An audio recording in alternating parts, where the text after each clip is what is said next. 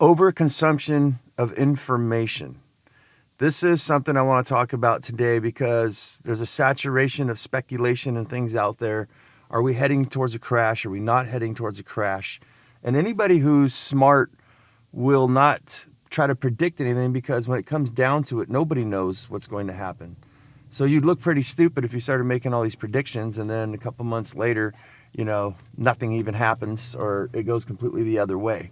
Now, I've been talking about this, especially on my Up and In It show. I run two shows, guys. There's the Resilient Living podcast, which is a family-orientated one, and then there's also the Up and In It, which is kind of potty mouth, where I get to just be free and run around and try to make crack jokes and stuff like that. But it seems like you guys like the Resilient Living podcast a lot better, so a little bit more cleaner.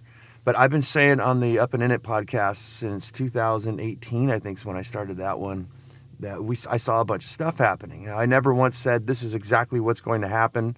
I just looked and says, we need to prepare whether stuff happens or not, right? And I have a note right here, just one for today, which is focus on what is needed. So regardless whether we hit a crash, regardless whether things stay the same, whether times are good, times are bad, there's a lot of things that we can do to better our lives, and we need to start focusing on those type of things. I'm going to leave a link in the description below. Sadhguru has a really cool quote, and something I heard months ago, and it was just really articulated very well on this subject matter. And basically the way it goes, if I don't jumble it up, is Sadhguru is saying there's a difference between a fool, a smart person, and a genius. A fool does a lot of things in the world that just brings them harm, and they're just continually suffering, and it's horrible, right? And I see a lot of people who are acting the fool, right? They're doing everything they're told to do. They hate it. They're doing jobs that they hate. But the smart person is not really that much more elevated than the fool. Because in the way what Sadhguru was saying, in my interpretation anyways, is that a smart person does things that they have to do. That's necessary and needed. They do what they're told to do. They stay, they don't cause ripples in the pond and everything, but they don't really live a very good life. They're happy sometimes, they're smart, let's make money, let's do these things, but then maybe they're not focusing on their spirituality, their health, their joy. They're doing things, and they're just kind of like the middle class kind of people, kind of like where I'm at, middle to upper class, right?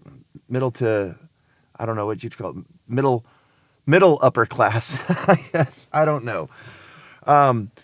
But these types of people, if you look, they live pretty much miserable lives, and there's things that they need to do. They don't want to do them. And I'm seeing a lot of my friends and people around me, acquaintances, hating their jobs. We have a great resignation thing going on right now. And a lot of people, they want to resign. They're silently quitting their jobs.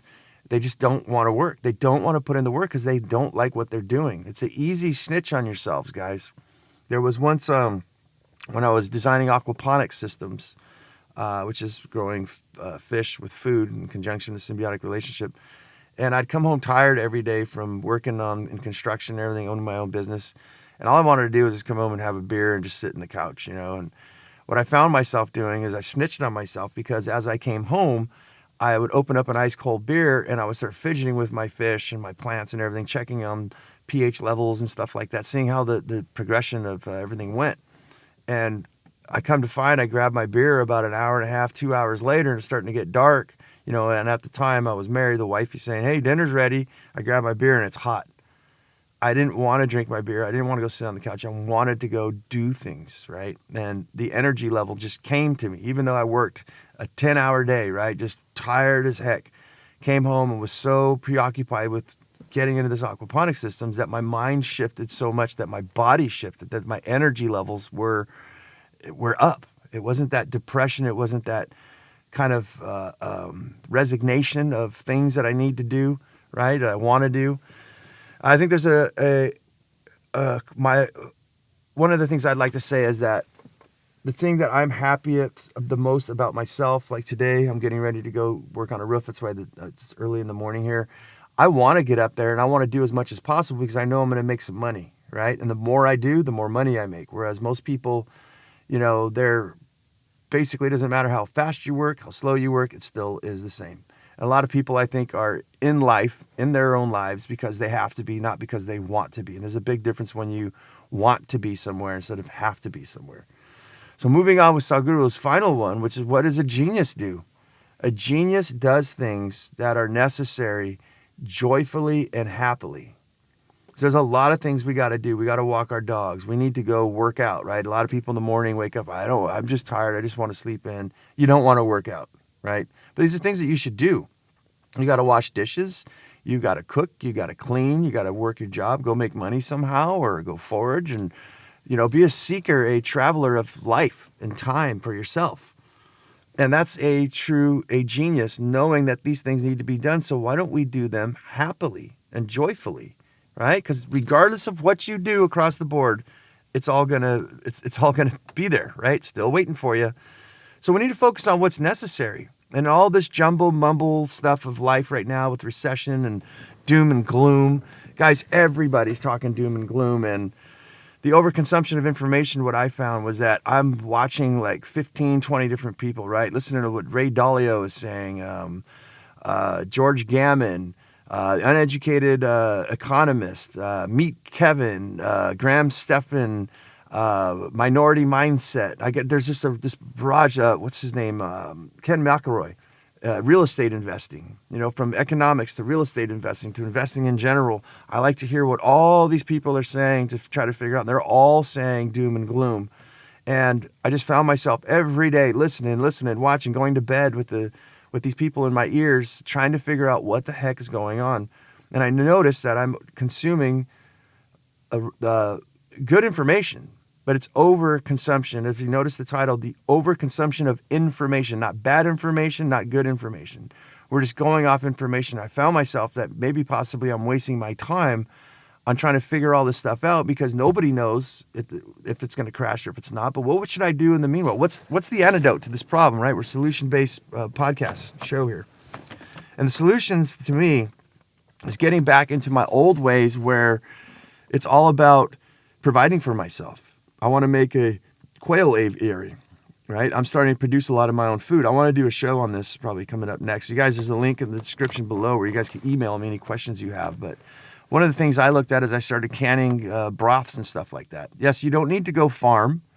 I mean, it's nice to have a little farm, a garden, animals and stuff like that. But literally in the city, you can start doing things too, like buying extra meats and utilizing such things as a pressure cooker, which we're going to talk about in the next show, and making more than what you need for dinner. My roommate just made a bunch of stew, a huge pot of stew. She ain't going to eat that by herself with her kid. Well, what she could do, stick that in a electric canner, an automated canner, and can up about 4 or 5 jars of that stuff, the leftovers, and just put them away for another time. Now in contrast, go look at buying. These are the things we need to be preoccupied, right? It's going to crash. Things are going to happen regardless of what, if they crash or don't. It's going to happen regardless of what you do or what you say. But the things you can do, the things you have control of, are things like I'm talking about now, where it's preserving foods and stuff like that. Starting to understand about how to create like your own. You need shelter, food, clothing, right? Heat. You need energy to learning about how to use rocket mass stoves, right? And a lot of people, I think, that live in homes. I don't think about it in an apartment, but you could raise quail in cages. You can raise pigeons, things like that, to get the experience. I mean, even if you never do it, right? I mean, never do it in the future, I guess is what I mean. Just knowing that you know how to raise pigeons. You can easily go.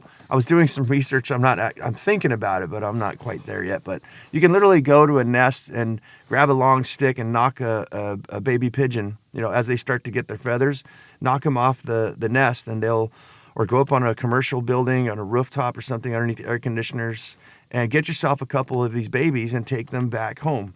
Put them in a cage, feed them, and basically do this for a few months and raise them there. And what will happen is, if you guys know about pigeons, they'll leave and they'll always come back to the same spot. So these are little things that you can do free, right? You just go out and grab a common pigeon. And guys, I know you're going to say they're disgusting, but they've actually been revered, and there's pigeon in fancy hotels and meals. We just think that they're a bunch of rats and they're actually dirty. And some people are saying that they're actually pretty clean and they're actually really good eating. I've never tried pigeon, but these are the things, though, the information I'm saying is that we need to stop consuming so much information on all of this whirlwind of economics and things like that. I mean, I guess not stop, just keep an eye on it. Don't be an ostrich, just stick your head in the ground, pretend nothing's happening, but start introducing more information in your life of how to create things for yourself, how to be resilient, how to be abundant, how to be sustainable, how to hook up a battery to a solar panel, right? Do a little tiny project here. And each one of these skills that you get on your belt in my life, which I've noticed, and that's why I'm here sharing today, makes you feel super empowered. It's like when you know how to do these things, you know how to do a lot of them, it makes you just go, you know what? You can stick me almost anywhere and I will make it. So therefore, the inner strength, the inner power of people that, like for myself, when we're faced with crazy times like we are right now, we feel very equipped. Will we make it out 100%? We don't know, right? Anything could happen. There could be soup lines like in the 1930s or 40s. But at least you have that on your notch in your belt. You basically know how to light a fire from scratch if you get cold, metaphorically speaking, whereas most people would just be standing there in the rain, freezing to death, right?